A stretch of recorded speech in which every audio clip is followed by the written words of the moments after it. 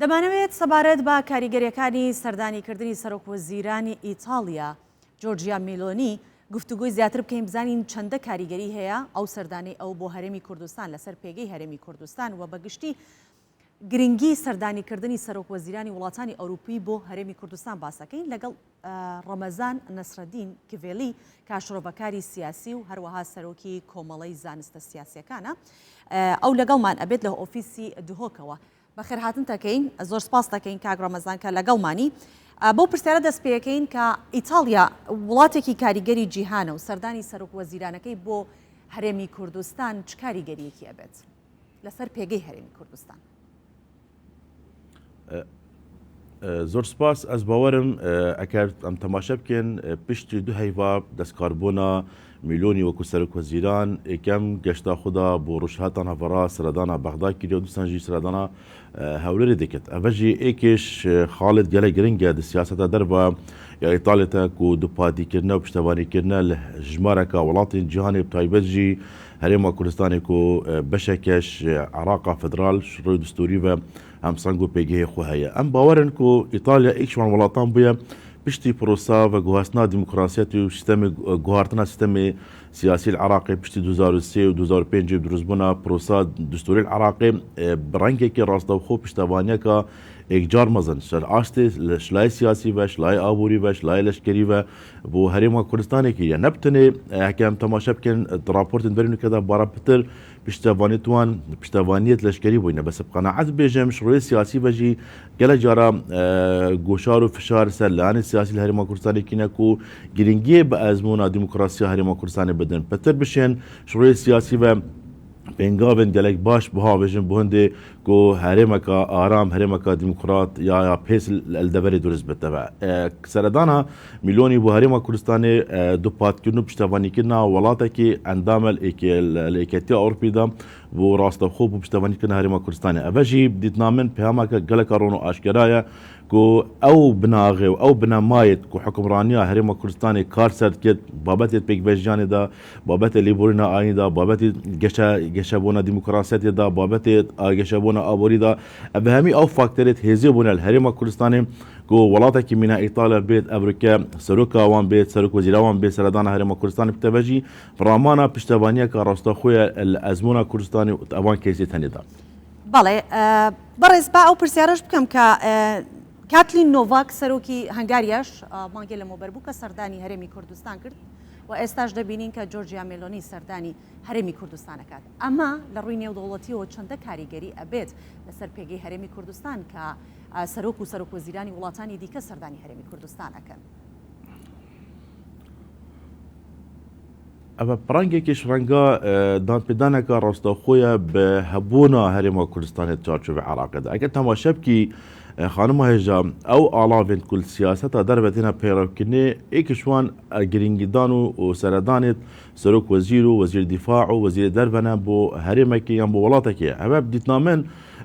هاتنا سەرۆکی هەنگاریا و ئەوروکێژی هاتنا سەرۆک وەزیرێن یان ئیتالیا میلۆنی پشتی دو هەیڤک و شیای پۆستی سەرۆکوەزیراوان کردەوە پەیامێکە ڕاستەوخۆیە دانپێدانێکە ڕاستەوخۆیە بە حکومڕانی هەرێما کوردستانی بە ئەوان پرۆگرام و ئەوان بابەتێت کول هەرێما کوردستانی تێنە پێڕەوکردن ئەمەش بینەکەن هەرێما کوردستانی ساڵا 2014 و حتا ئەڤروکە تاکە هێزا سەرەکی بووە دوپڕیبوونا تیرۆرێدا و پسانگ و پێگەی هەرێما کوردستانی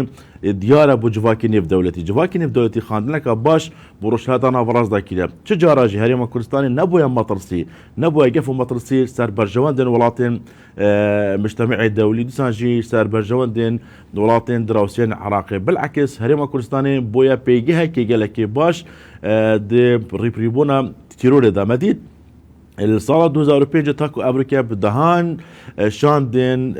گەلێکت پایە بلند هەم سەرۆکوەزیری فەڕەنسا هەم سەرۆکی فەڕەنسا هەم وەزیر دیفاعی ئیتالیا هەم وەزیر خارجێت ئیتالیا گەلێک وڵاتین دنیایدا ڕاستەوخۆ سەردانە هەرێما کوردستانی بکەن و بۆ هەندێک بێن پشتەوانیەکی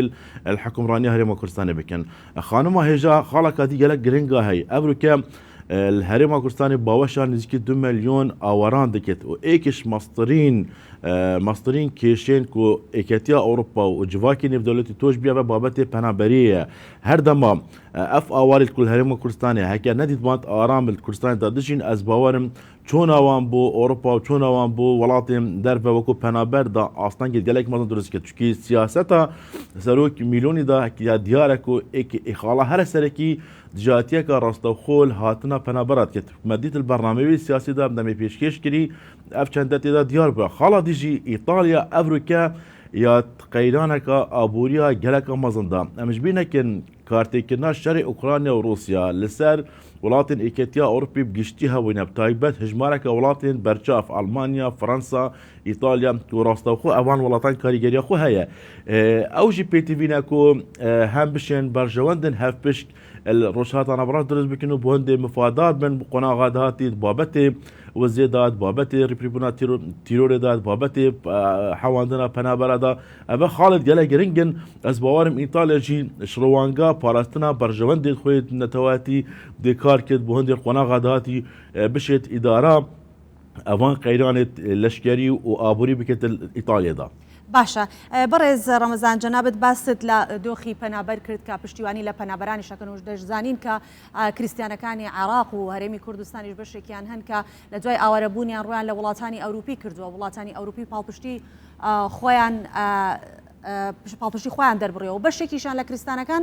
دەزانن کە لە هەرێمی کوردستان جێگیر بوونەوە ئێرە بە ناوچەیەکی ئارام دەزانن تا چەندە بۆ ئەوان گرنگە کە وڵاتانی یەکێتی ئەوروپا گرنگی بە کریستیانەکان دەدات بە تایبەتی کریستیانە ئاوارەکان و ئیتالیەکان چۆن ئەتوانێت یاخود ئیتالیا چۆن ئەتوانێت یارمەتی هەرێمی کوردستان بدات بۆ باشترکردنی دۆخی کریستیانەکان لە هەرێمی کوردستان. خوشکە هێژە مەدیت پشتی ساڵ 2005 نەبتنل جیهانێ بەلکل عراقی خۆداژی زۆربەی خەڵکی کریستیان بە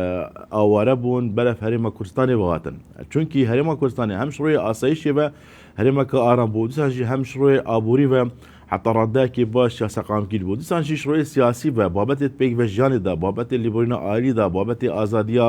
یا مرۆڤیدا و مافی مرۆڤیدا بووە پەناگایکە گەلێک سەرەکی بۆ برایەت بێت مەسیحی و ئەوێش شناوەڕاست و خاڕۆ عراقی بەرە هەرێمە کوردستانی هاتین طبعا ئەف هەلوستی هەرێمە کوردستانی پشتەوانیا ڕاستەخۆیە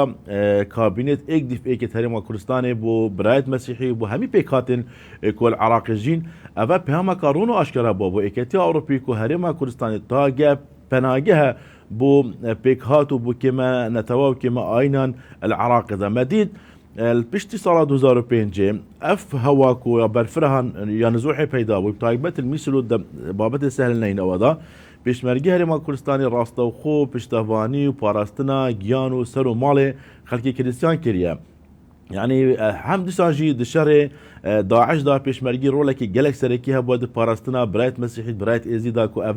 ئەvە ئێکش ئەوان دەستکەفتێت گەلێکت مەزنە و ئەم حتا ئەم شانازی پێتکەن بابەتی پێک بەژیانی بووە زۆربەی ڕۆژ هەڵاتانە بەڕاست تایبەت ئەو وڵاتێن و فرە نەتەوە عن فرە ئەتنیک دەبینی کێشێن گەلێکت مەزن هەنە دیوی بابەتیدا